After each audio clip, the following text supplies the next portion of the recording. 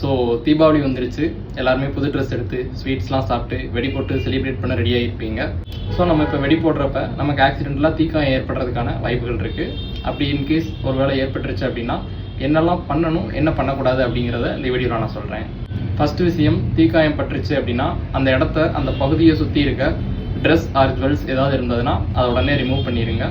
ஒருவேளை அந்த ட்ரெஸ்ஸோ இல்லை அந்த ஜுவல்ஸ் ஏதாவது அந்த தீக்காயத்தில் அட்டாச் ஆகி இருந்தது, அதாவது ஒட்டி இருந்தது அப்படின்னா அதை எடுக்க முயற்சி பண்ணாதீங்க.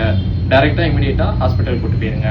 நெக்ஸ்ட், நம்ம போட்டிருந்த ட்ரெஸ் ஜுவல்ஸ் எல்லாத்தையுமே ரிமூவ் பண்ணதுக்கப்புறமா அந்த பேண்ட்ஸ், அதாவது தீக்காயப்பட்ட இடத்துல என்ன பண்ணணும்னா கூல் வாட்டர், அதாவது நம்ம டேப்பில் வர இல்லைங்களா ரன்னிங் வாட்டர், அந்த கூல் வாட்டரில் போயிட்டு முடிஞ்ச அளவு ஒரு 20 நிமிஷம் வரைக்குமே நம்ம அந்த தீக்காயப்பட்ட இடத்த வச்சு அதை கூல் பண்ணலாம். முக்கியமான விஷயம், ஐஸ் கட்டியோ ஐஸ் பார்ஸோ யூஸ் பண்ணக்கூடாது. அண்ட் நம்ம பேண்ட்ஸை வாஷ் பண்ணி முடிச்சதுக்கப்புறமா முக்கியமாக அதை எந்த துணியோ எதையும் வச்சு கவர் பண்ணக்கூடாது. ஈவன் ஹாஸ்பிட்டல் கூட்டு போகும்போதும் அந்த மாதிரி எதுவும் வச்சு கவர் பண்ணக்கூடாது.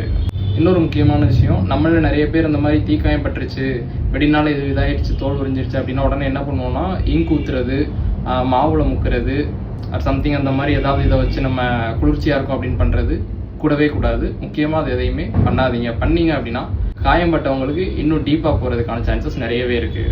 ஒருவேளை அந்த தீக்காயம் பட்ட இடத்துல கொப்பளங்கள் ஏதாவது இருந்தது அப்படின்னா, அதாவது நீர் கோர்த்து இருக்கு இல்லைங்களா, அந்த மாதிரி இருந்ததுன்னா முக்கியமாக அதை உடச்சி விடவே கூடாது. அதை உடச்சிங்க அப்படின்னா மேலோட்டமாக இருக்க அந்த தீக்காயம் டீப்பாக போகிறதுக்கும் சான்சஸ் இருக்குது.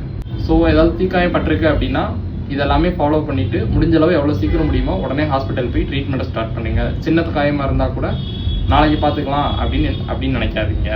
ஸோ தீக்காயம் பட்டால் அதை எப்படி மேனேஜ் பண்ணணும் அப்படிங்கிற டிப்ஸ் உங்களுக்கு சொல்லியிருக்கேன். இது கண்டிப்பாக யூஸ்ஃபுல்லாக இருக்கும்னு நினைக்கிறேன்.